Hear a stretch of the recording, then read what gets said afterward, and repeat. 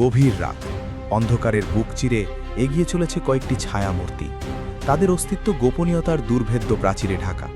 এরা কোনো সাধারণ সৈনিক নয়, এরা নিঃশব্দ ঘাতক, যাদের কাঁধে চেপে আছে বিশ্বের সবচেয়ে শক্তিশালী রাষ্ট্রের সম্মান।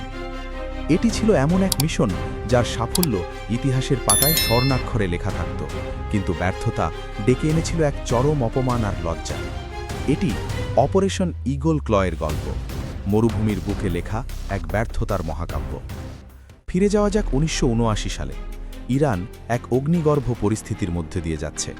পশ্চিমা সমর্থিত শাহ মোহাম্মদ রেজা পাহলভি ক্ষমতাচ্যুত হয়েছেন এবং নির্বাসিত সর্বোচ্চ নেতা আয়াতুল্লাহ রুহুল্লাহ খোমেনি দেশে ফিরে এসেছেন। ইরান জুড়ে তখন আমেরিকা বিরোধী আগুন জ্বলছে। সেই আগুনের ফুলকি দাবানলে পরিণত হয় ৪ নভেম্বর ১৯৭৯-তে। একদল উগ্রপন্থী ইরানি ছাত্র তেহরানে অবস্থিত মার্কিন দূতাবাসকে দুর্গে পরিণত করে। ৫২ জন আমেরিকান কূটনীতিক এবং নাগরিককে জিম্মি করা হয়। তাদের দাবি ছিল একটাই, আমেরিকায় চিকিৎসাধীন নির্বাসিত শাহকে ইরানের হাতে তুলে দিতে হবে। আমেরিকার জন্য এটি ছিল এক বিরাট চপেটাঘাত। দিনের পর দিন, মাসের পর মাস কেটে যাচ্ছিল, কিন্তু জিম্মিদের মুক্তির কোনো পথ দেখা যাচ্ছিল না। প্রেসিডেন্ট জিমি কার্টারের উপর চাপ বাড়ছিল। নাইটলি নিউজে জিম্মিদের ছবি আর তাদের আটকে রাখার দিন গণনা আমেরিকার জনগণের মনে অসহায়ত্ব আর ক্ষোভের জন্ম দিচ্ছিল। যখন দীর্ঘ ৪৪৪ দিনের জিম্মি দশায় কূটনীতিক সব প্রচেষ্টা ব্যর্থ হল, তখন হোয়াইট হাউসের ওভাল অফিসে নেওয়া হল এক চরম সিদ্ধান্ত, সামরিক অভিযান। জন্ম নিল ইতিহাসের অন্যতম দুঃসাহসিক এবং জটিল এক সামরিক পরিকল্পনা, অপারেশন ঈগল ক্ল। লক্ষ্য একটাই, শত্রুর থেকে জিম্মিদের অক্ষত অবস্থায় উদ্ধার করে আনা। এই মিশন কোনো একক বাহিনীর কাজ ছিল না, এতে অংশ নিচ্ছিল আমেরিকার সেরা যোদ্ধারা, সেনাবাহিনীর elite delta force, army rangers এবং বিমান বাহিনীর বিশেষ ইউনিট। পরিকল্পনাটি ছিল সিনেমার গল্পকেও হার মানানোর মতো। ৮টি RH-53D সি স্ট্যালিয়ান হেলিকপ্টার পারস্য উপসাগরে থাকা বিমানবাহী রণতরী USS নিমিটস থেকে উড়বে। অন্যদিকে ৬টি C-130 হারকিউলিস পরিবহন বিমান সৈন্য, সরঞ্জাম এবং জ্বালানি নিয়ে ওমান থেকে উড়ে ইরানের একটি প্রত্যন্ত মরুভূমিতে অবতরণ করবে। এই স্থানটির সাংকেতিক নাম ছিল ডেজার্ট 1। সেখানে হেলিকপ্টারগুলো জ্বালানি নেবে এবং ডেল্টা ফোর্সের সদস্যদের তুলে নিয়ে তেহরানের কাছে আরেকটি গোপন স্থান ডেজার্ট 2-তে যাবে। পরের রাতে কমান্ডোরা ট্রাকে করে তেহরানে প্রবেশ করবে, মার্কিন দূতাবাসে ঝটিকা হামলা চালিয়ে জিম্মিদের উদ্ধার করবে এবং নিকটবর্তী একটি স্টেডিয়ামে নিয়ে যাবে।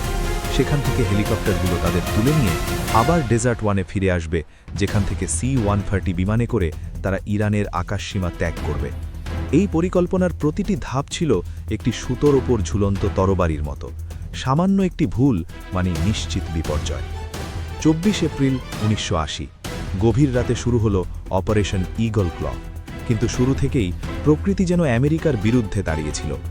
অপ্রত্যাশিত এক বিশাল ধূলিঝড়, যা হাবুব নামে পরিচিত, হেলিকপ্টারগুলোর চলার পথ প্রায় অদৃশ্য করে দেয়। পাইলটরা কার্যত অন্ধের মতো উড়তে বাধ্য হন। ধূলিঝড়ের কারণে একটি হেলিকপ্টারের যান্ত্রিক ত্রুটি দেখা দিলে সেটি মাঝপথেই পরিত্যক্ত হয়। আরেকটি হেলিকপ্টার ঝড়ের কারণে পথ হারিয়ে ঘাঁটিতে ফিরে যেতে বাধ্য হয়। বাকি ৬টি হেলিকপ্টার বহু কষ্টে ডেজার্ট 1-এ পৌঁছায়, কিন্তু ততক্ষণে অনেক দেরি হয়ে গেছে। আর সেখানেই অপেক্ষা করছিল সবচেয়ে বড় ধাক্কা। তেহরানে অভিযানের জন্য ন্যূনতর ৬টি হেলিকপ্টার প্রয়োজন ছিল, কিন্তু ডেজার্ট 1-এ অবতরণের পর আরেকটি হেলিকপ্টারের হাইড্রোলিক সিস্টেমে মারাত্মক ত্রুটি দেখা পড়ে।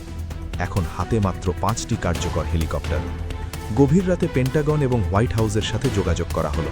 প্রেসিডেন্ট কার্টার এক কঠিন সিদ্ধান্তের মুখোমুখি হলেন। ভারাক্রান্ত হৃদয়ে তিনি মিশনটি বাতিল করার নির্দেশ দিলেন। কিন্তু নিয়তির পরিহাস তখনও বাকি ছিল। সৈনিকরা যখন হতাশ মনে ফিরে আসার প্রস্তুতি নিচ্ছিল, তখন ঘটল চূড়ান্ত বিপর্যয়। একটি C-130 বিমান উড্ডয়নের জন্য জায়গা করতে গিয়ে একটি হেলিকপ্টারের সাথে জোরে ধাক্কা খায়। মরুভূমির রাতের নিস্তব্ধতা চিরে দিয়ে এক প্রকাণ্ড বিস্ফোরণ ঘটে। আগুন আর ধোঁয়ার কুণ্ডলিতে ৮ জন মার্কিন সেনা ঘটনাস্থলেই নিহত হন। বাকিরা আতঙ্কিত অবস্থায় নিজেদের বিমানগুলোতে উঠে পড়েন, পেছনে ফেলে যান নিহতদের দেহ, একাধিক হেলিকপ্টার এবং অভিযানের গোপন নিধি। অপারেশন ঈগল ক্লয়ের ব্যর্থতা আমেরিকার আত্মসম্মানে এক গভীর ক্ষত তৈরি করে। এটি ছিল এক জাতীয় লজ্জা। এই ব্যর্থতা প্রেসিডেন্ট কার্টারের রাজনৈতিক কেরিয়ারের কফিনে শেষ পেরেক পুঁতে দেয় এবং পরবর্তী নির্বাচনে তার পরাজয়ের অন্যতম কারণ হয়ে দাঁড়ায়। কিন্তু প্রতিটি বড় ব্যর্থতার আড়াল থেকেই জন্ম নেয় নতুন শিক্ষা। পেন্টাগন এই অভিযানের ব্যর্থতা পুঙ্খানুপুঙ্খভাবে বিশ্লেষণ করে। তারা বুঝতে পারে প্রধান সমস্যা ছিল বিভিন্ন মাশাল বাহিনীর মধ্যে সমন্বয়ের অভাব। সেনাবাহিনী, নৌবাহিনী এবং বিমান বাহিনীর বিশেষ ইউনিটগুলো একসাথে কাজ করতে গিয়ে তাল মেলাতে পারেনি। এই ব্যর্থতার ছাই থেকেই জন্ম নিয়েছিল এক নতুন ফিনিক্স পাখি। মার্কিন সামরিক বাহিনী তাদের সমস্ত বিশেষ বাহিনীকে এক ছাতার নিচে আনার জন্য তৈরি করে United states special operations command বা সোকম। আজ United states special operations command বিশ্বের সবচেয়ে শক্তিশালী এবং সফল বিশেষ সামরিক কমান্ড। ওসামা বিন লাদেনকে হত্যার মতো দুঃসাহসিক অভিযানগুলো এই ইউনাইটেড স্টেটস স্পেশাল অপারেশনস কমান্ডের নেতৃত্বেই সফল হয়েছে, যার ভিত্তি স্থাপিত হয়েছিল ঈগল ক্লয়ের সেই করুণ ব্যর্থতার উপরে। অপারেশন ঈগল ক্ল তাই শুধু একটি ব্যর্থ সামরিক অভিযানের নাম নয়, এটি বলিদান, শিক্ষা এবং পুনর্জন্মের এক অমর গাথা। এটি মাধনিক যুদ্ধের ইতিহাসে এক যুগান্তকারী পরিবর্তনের মাইল ফলক, যা প্রমাণ করে যে কখনো কখনো সবচেয়ে বড় বিজয় আসে সবচেয়ে বড় পরাজয়ের মধ্যে দিয়েই।